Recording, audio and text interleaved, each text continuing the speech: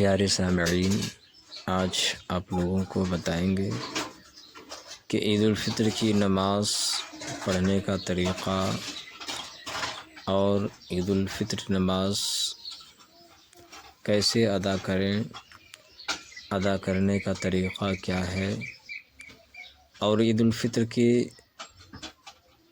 دن ہم لوگوں کو کیا کرنا چاہیے۔ چلیے شروع کرتے ہیں۔ عید الفطر کی نماز پڑھنے کا طریقہ،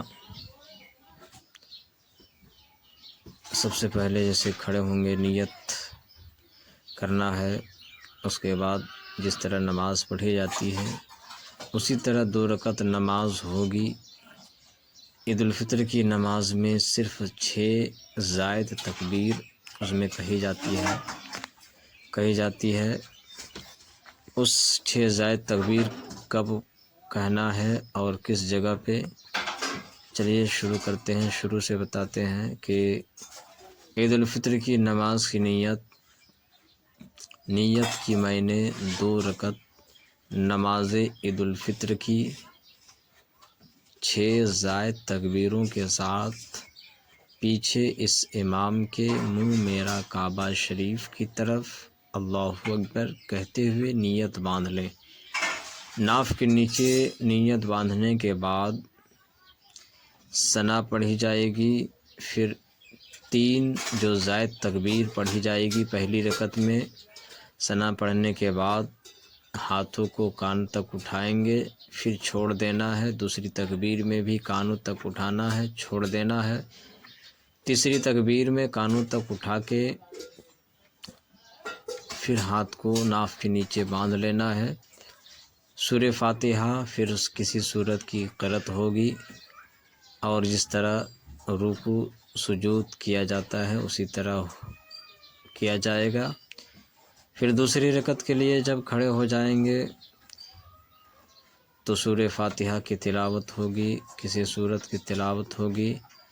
اس کے بعد 3 تکبیر کہی جائے گی، کان ہاتھ تک اٹھائیں گے پہلی تکبیر میں، چھوڑ دینا ہے۔ دوسری تکبیر میں اٹھائیں گے، چھوڑ دینا ہے۔ تیسری تکبیر میں اٹھائیں گے، چھوڑ دینا ہے، اور چوتھی تکبیر میں آپ کو رکوع میں جانا ہے۔ پھر رکوع سے اٹھنا ہے، پھر سجدہ، اور پھر سجدہ کرنے کے بعد پھر بیٹھ کے تحیات، درود، دعائے معصورہ، تحیات پڑھنے کے بعد پھر درود ابراہیم، اس کے بعد دعا پڑھنے کے بعد سلام پھیرا جائے گا، اور پھر خطبہ ہوگی، دعا ہوگی۔ اس کے بعد لوگ ایک دوسرے سے محبت کا اظہار، خوشی کا اظہار کریں گے۔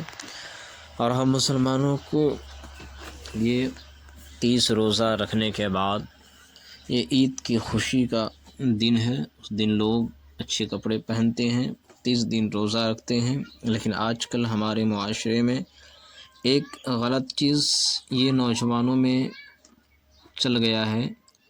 نوجوان لوگ کرتے کیا ہے، روزہ رکھ لیتے ہیں اللہ کی خوشنودی کے لیے، اللہ کو راضی کرنے کے لیے، اپنے گناہوں کی بخشش چاہتے ہیں، لیکن عید کے روز وہ لوگ نماز ادا کرنے کے بعد سنیما ہال میں مووی دیکھنے چلے جاتے ہیں۔ یہ بالکل غلط طریقہ ہے۔ مووی دیکھنا شریعت میں حرام ہے، اور خاص کر عید الفطر کے روز نہیں دیکھنی چاہیے۔ اس روز رب کی بارگاہ میں دعا کرنی چاہیے، اللہ ہم نے 30 روزہ رکھا ہے، ہمیں آئندہ سال بھی روزہ رکھنے، ہمیں اگر زندہ رہیں گے، اگر ہماری زندگی باقی رہے گی تو اگلے سال بھی ہم روزہ رکھیں گے۔ یہ